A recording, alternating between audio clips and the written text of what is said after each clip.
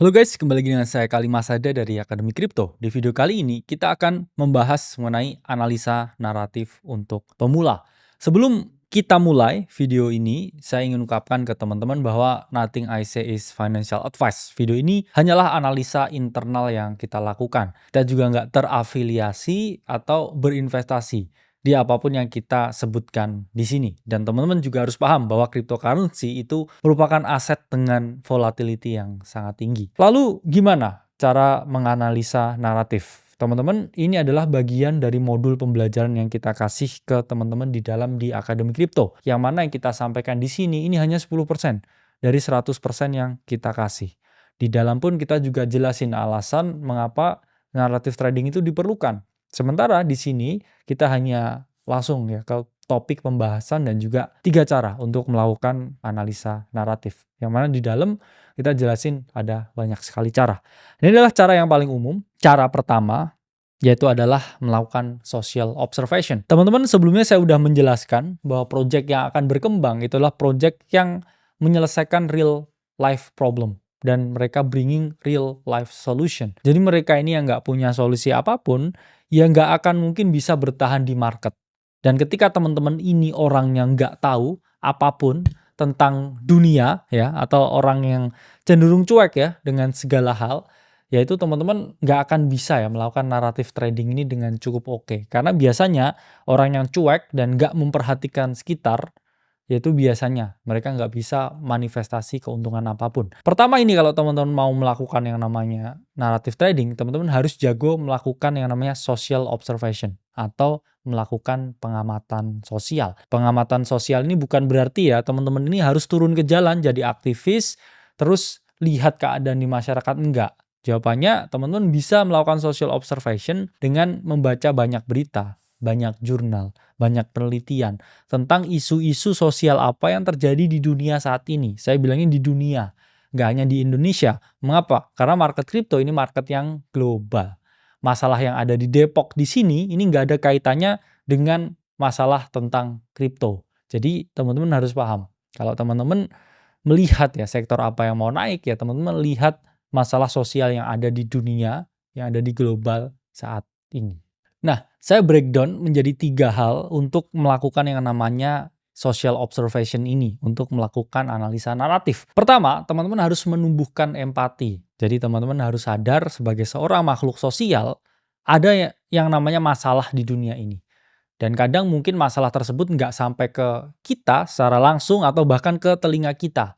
Tapi teman-teman harus paham bahwa banyak sekali orang yang memiliki masalah di dunia ini. Dan ketika kita menumbuhkan empati kita terhadap suatu masalah tertentu, maka akan lebih aware lagi kita terhadap situasi yang terjadi di dunia ini.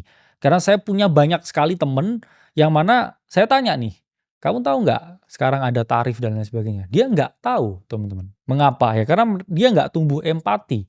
Empati tentang dunia di sekitarnya, harga-harga naik karena kebijakan tarif, kemudian ekonomi slowing down, inflasi tinggi. Ini dia sama sekali nggak ngerti. Jadi pertama ya kamu harus numbuhin empati, merasakan apa yang dirasakan orang lain. Atau mungkin orang tuamu sendiri, rasanya gimana dengan keadaan ekonomi yang ada sekarang. 2, kamu harus bisa mendefinisikan masalah. Nggak ada api, nggak ada asap kalau nggak ada api. Jadi teman-teman harus tahu kenapa bisa muncul masalah tersebut. Oke? Dan baru teman-teman harus bisa definisikan lagi gimana cara menyelesaikan masalah tersebut.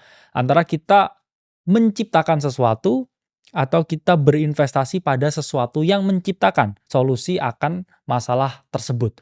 Jadi either you invent or you invest. Kalau misalkan ada suatu masalah tertentu, banjir misalkan, tapi teman-teman di sini nggak bisa invent ya suatu teknologi khusus untuk melakukan manipulasi arus sungai dan lain sebagainya. Ya kamu bisa berinvestasi pada perusahaan yang menciptakan teknologi tersebut supaya masalah banjir ini contoh ya ini bisa terselesaikan. Nah, naratif research atau kita ngomongnya di sini social observation itu juga sesuatu yang berakar dari hal tersebut juga. Contoh ya, ini ada naratif DePIN. Decentralized Physical Infrastructure. Sebelumnya udah kita bahas nih di masalah fundamental. Pertama, kalau kamu melihat ya atau menumbuhkan empati, kamu lihat nih sekarang, layanan cloud computing itu biayanya itu sangat tinggi sekali di berbagai platform atau provider seperti Google dan juga Amazon. Ini sangat costly ya, biayanya sangat tinggi sekali. Kalau kamu definisikan masalah mengapa Depin bisa tercipta, jawabannya adalah biaya yang mahal tersebut dari Google, dari Amazon, itu disebabkan oleh sentralisasi yang sangat tinggi. Apa itu maksudnya sentralisasi? Ya Google sendiri yang punya pricingnya karena dia yang punya produknya. Jadi mereka quotes on quotes ya agak memonopoli karena saya punya barangnya ya saya jual seberapapun saya mau. Sehingga kalau kita lihat itulah mengapa narasi DePIN atau Decentralized Physical Infrastructure ini lahir, yaitu suatu narasi untuk mendesentralisasikan teknologi cloud computing ini dengan sistem marketplace. Jadi kalau kamu nggak bisa, oke, di sini untuk menyelesaikan biaya cloud computing yang sangat tinggi, ya, kamu nggak bisa punya hardware-nya untuk menyederhanakan solusi itu, ya kamu bisa invest di project-nya.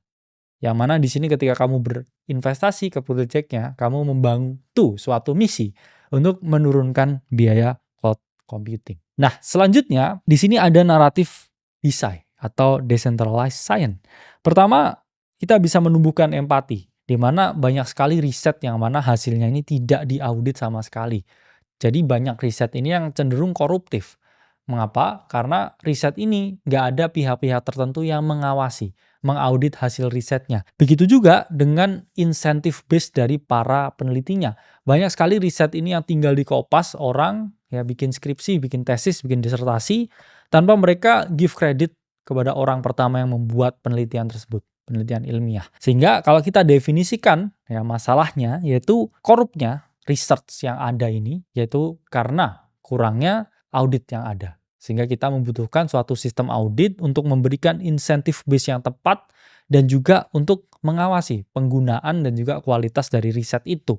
Sehingga kalau kita bisa invest di project-nya, itulah mengapa muncul narasi DeSci atau Decentralized Science. Jadi beberapa programmer di blockchain ini membuat suatu token tertentu, yang mana token tersebut digunakan untuk audit riset, untuk memberikan reward kepada para periset dan lain sebagainya. Jadi itulah alasan ya mengapa narasi DeSci ini muncul.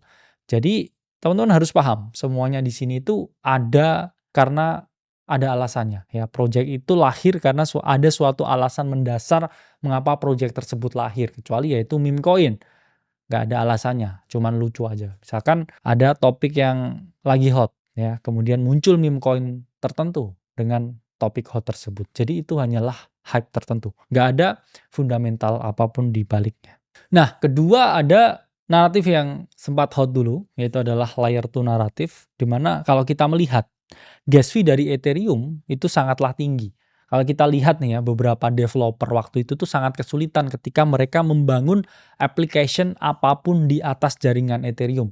Mereka merasa bahwa hanya swap dikit, hanya confirm transaction dikit, hanya memindahkan duit sedikit, itu membutuhkan biaya yang cukup tinggi.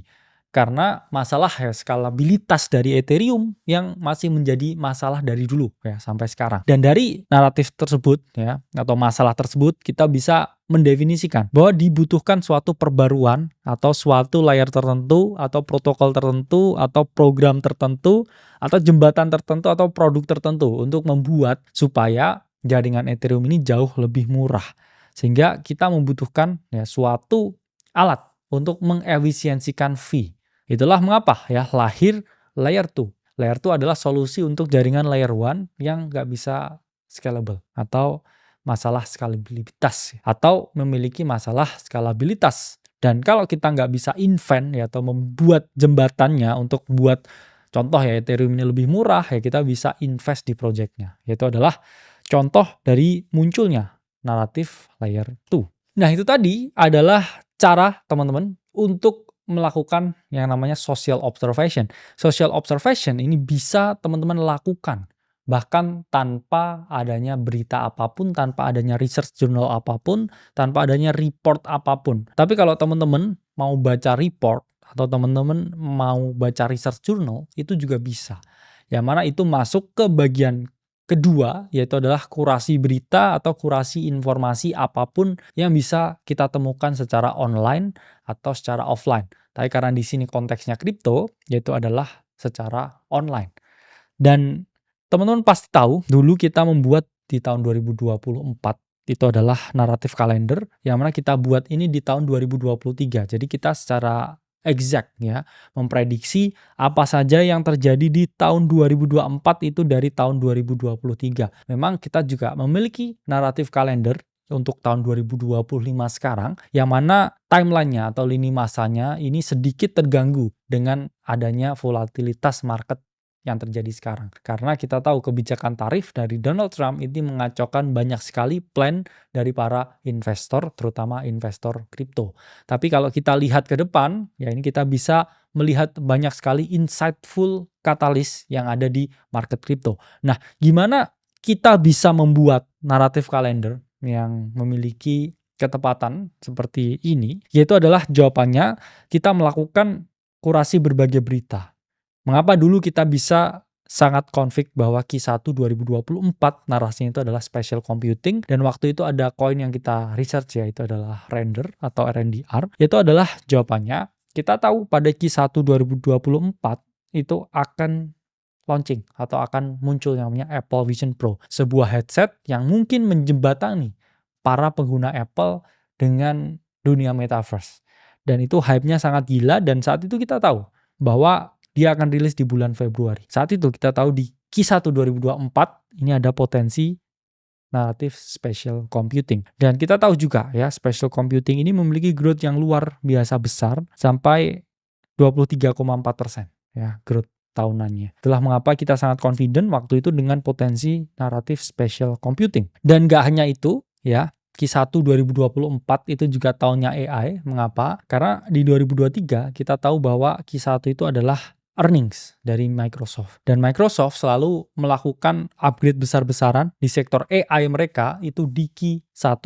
Itulah mengapa ya secara ritme kita bisa melihat pergerakan sektor AI di Q1 setiap tahunnya ya, yang mana sekarang pun katalisnya karena masalah tarif ya, itu menjadi sedikit berubah.